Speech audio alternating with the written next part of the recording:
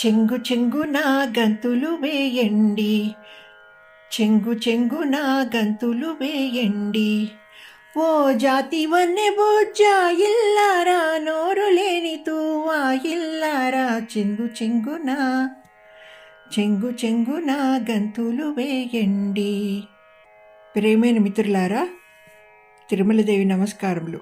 మకర సంక్రమణ, కనుమ పండుగ సందర్భాలుగా మన ఇంటనున్న పశువులను చక్కగా అలంకరించి పూజించి ఉత్సాహంగా పండుగ చేసుకుంటాము. ఈ సందర్భంగా గో సంపద, గోవుల గ్రహణ శక్తి గురించి కొన్ని వీడియోలు చేస్తున్నాను. అందులో మొదటిది ఈ వీడియో. ఇటీవల తెలంగాణలో పలు గ్రామాల నుండి నేను ప్రయాణం చేయడం జరిగింది. హైవేలో అన్నీ బైపాస్ చేసుకుంటూ వెళ్ళడం నాకు అంతగా ఇష్టం ఉండదు. అలాగే విమానాల్లో తిరగడం కూడా ఇష్టం ఉండదు. ఎందుకంటే ఇలాంటి ప్రయాణాలు కళ్ళకు గంతలు కట్టేసి ఎక్కడికో తీసుకెళ్ళి దించేసినట్టు అనిపిస్తుంది.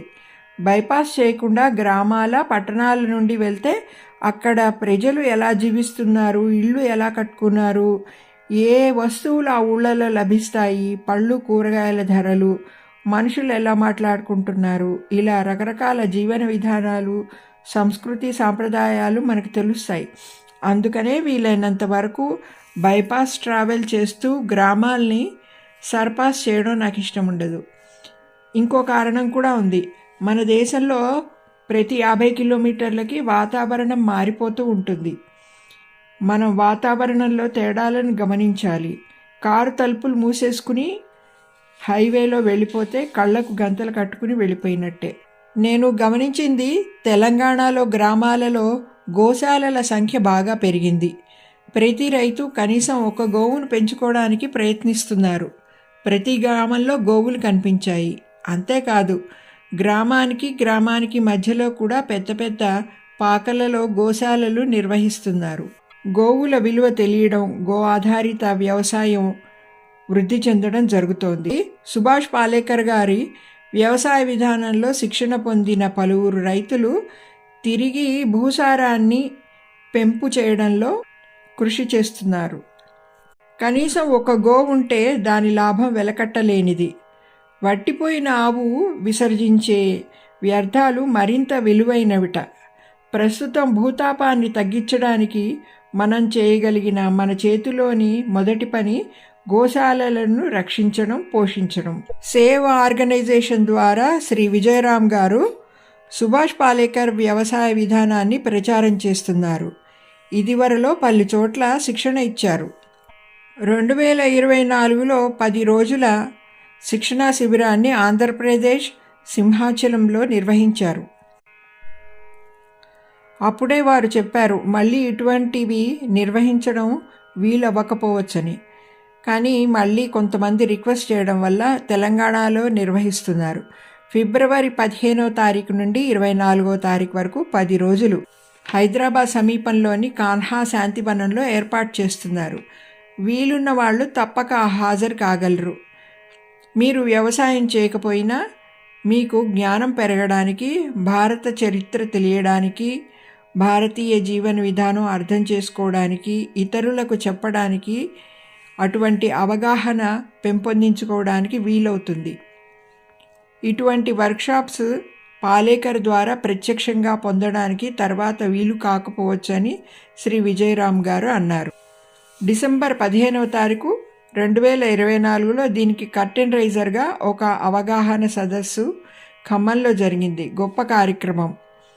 ఫిబ్రవరి 2025లో జరిగే 10 రోజుల కార్యక్రమానికి హాజరవ్వాలనుకున్న వాళ్ళు కామెంట్ బాక్స్లో ఉన్న ఫోన్ నెంబర్లో మాట్లాడి తప్పకుండా రిజిస్ట్రేషన్ చేసుకోవాలి.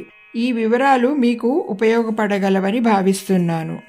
అంతేకాదు, ట్రైనింగ్ తర్వాత మన దేశంలోని వివిధ ప్రాంతాలలో ఈ వ్యవసాయ విధానాన్ని పాటిస్తున్న వ్యవసాయ క్షేత్రాలకు ఫీల్డ్ విజిట్ కూడా ఉంటుంది. ఈ వర్క్షాప్పై మీ అభిప్రాయాన్ని కామెంట్ బాక్స్లో తెలుపగలరు. సేవ్ ఆర్గనైజేషన్ గురించి ఇంకొక 2 మాటలు. Hyderabad lower tank bund, Chikkadpally కలిపే మార్గంలో రామకృష్ణ మఠం ఎదురుకుండా ఇందిరా పార్క్ గేట్ పక్కన ఎడంవైపు ఎమరాల్డ్ దాని పక్కన పెట్రోల్ బంక్ ఉంటుంది. దాని పక్కన స్ట్రీట్లోంచి వెళ్తే సేవ్ ఆర్గనైజేషన్ ఉంటుంది. ఎమరాల్డ్ మిఠాయి షాప్లో దేశీ విత్తనాలతో పండించిన ఎన్నో రకాల బియ్యాలు ప్రకృతి పద్ధతుల్లో పండించినవి అమ్ముతారు. మీలోని ఎన్నో అనారోగ్యాలను ఈ బియ్యం వాడకం ద్వారా పోగొట్టుకోవచ్చు, రాకుండా చేసుకోవచ్చు. సేవ్ ఆర్గనైజేషన్లో ఇటువంటి కూరగాయలు, పప్పులు, బియ్యంతో వండిన మంచి భోజనం కూడా ఉంటుంది. ఉదయం 11:30 నుండి మధ్యాహ్నం 3 వరకు అరిటాకులో వడ్డిస్తారు. వంట ఇత్తడి గంగాళాల్లో చేస్తారు. మంచి తెలుగు భోజనం కేవలం 160 రూపాయలకి అడిగి మరీ వడ్డిస్తారు. పైకి మామూలుగా ఉంటుంది. మిగతా హోటల్స్లో లాగా బోర్డ్స్, హంగామా ఏమీ ఉండదు. ఈ సమాచారం మీకు ఉపయోగపడగలదని భావిస్తున్నాను. ఇంకో ముఖ్య విషయం ఏమిటంటే, ఇక్కడ భోజనం చేయడానికి చెప్పులు విడిచి లోపలికి వెళ్ళాలి. ఇక్కడ పద్ధతులు ఇంట్లోలాగే ఉంటాయి. మన వస్తువులు, బ్యాగ్స్ పెట్టుకోవడానికి వేరే టేబుల్ ఉంటుంది. మన దేశంలో దాదాపు 5,000 రకాల బియ్యం ఉండేదిట. శ్రీ విజయరామ్ గారు ప్రస్తుతం 250 రకాల విత్తనాలు సేకరించి రైతులకు పంచుతున్నారు మళ్ళీ పండించడానికి. కాన్హా పార్క్లో జరిగే వర్క్షాప్లో అటువంటి బియ్యంతోటే భోజనం ఏర్పాటు ఉంటుంది.